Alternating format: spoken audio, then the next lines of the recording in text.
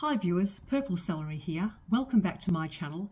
Today I'm going to be reviewing episode 7 of series 14/season 1 of Doctor Who, The Legend of Ruby Sunday. So this episode centered around two mysteries. First of all, the mystery of who the old lady is, the one who's been popping up during all the Doctor's adventures. She was the ambulance lady in Boom, she was Lindy's mum in Dot and Bubble, etc, etc. Then of course the second mystery was who Ruby's biological mother was. So I was glad that the Doctor finally decided to get some help from UNIT to sort these mysteries out, although I was slightly less convinced with the second one. The first one makes sense because he's only just twigged that there's this older lady who's like popping up during his adventures. But I just don't know why he didn't go to UNIT earlier for help with finding out who Ruby's mum was, because that's been a mystery for quite some time now. It's almost like he and Ruby turned up to UNIT and the Doctor was like, hey, I've got this problem. There's this older lady who keeps on popping up. Oh, and by the way, this is Ruby. Can you also help her find out who her real mum is? I enjoyed the UNIT scenes. It was great to see Mel again. I felt that her character actually served a purpose. I'm not a fan when the writers bring back characters just for the sake of things. For example, bringing back Captain Jack during the Chibnall era didn't really serve much of a purpose, but Mel did, given that she was working undercover for UNIT.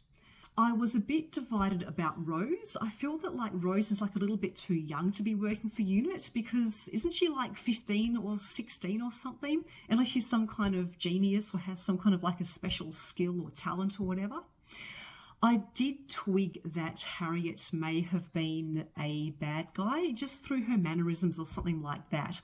Of course, she did turn out to be the Harbinger.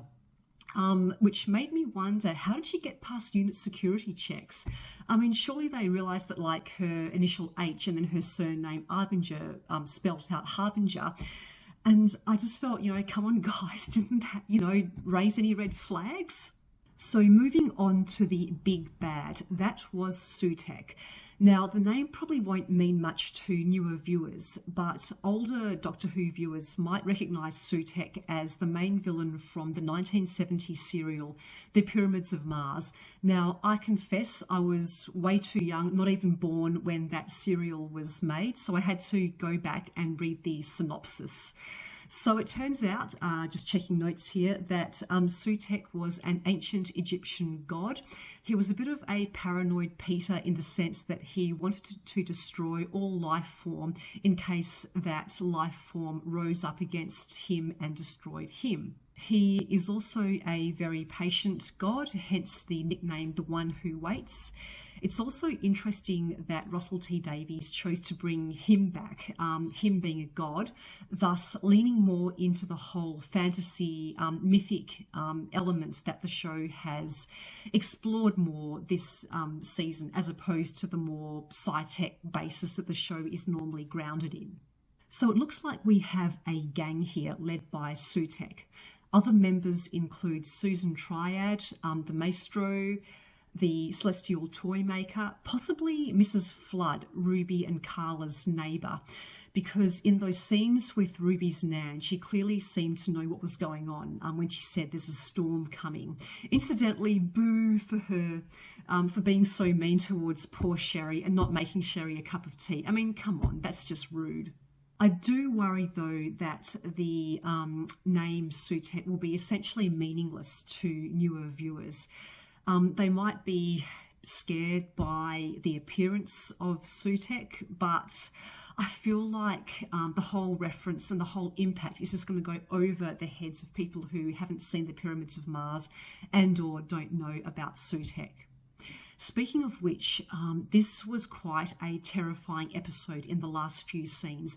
It's not one that I would show to small children. I suspect that they would be easily scared by, I think it was like a jackal head that Sutekh was supposed to be looking like. And also the scene where Susan Triad, her face just kind of goes to this her hollow skull-like appearance. That was very sudden, very scary. So yeah, probably not an episode for very young viewers. Moving on, I loved the theme of this episode. At its heart was a longing for identity, for family. And we saw that when the Doctor was so apprehensive about the possibility of possibly reuniting with his granddaughter Susan. And similarly, Ruby's eagerness and trepidation in finding out who her biological mother was. There were also some nice moments of foreshadowing in this episode. For example, there was a scene where Susan Triad says something like, well, no rest for the wicked. And of course, she actually does turn out to be wicked, or at least she's being possessed by a very wicked entity. All in all, the Legend of Ruby Sunday sets up some interesting questions for next week's episode. Namely, what does Sutekh want with the TARDIS? And of course, who actually is Ruby's real mum? Because we didn't actually get to find out in this episode. Overall, I enjoyed this episode. Some parts were a little bit muddled, and I thought that it was strongest during those scenes in the time window when the Doctor and Ruby were essentially back in the year 2004. I'd probably give this episode maybe an 8 out of 10, but I would love to hear what you guys think about it. So please leave your thoughts in the comments section below.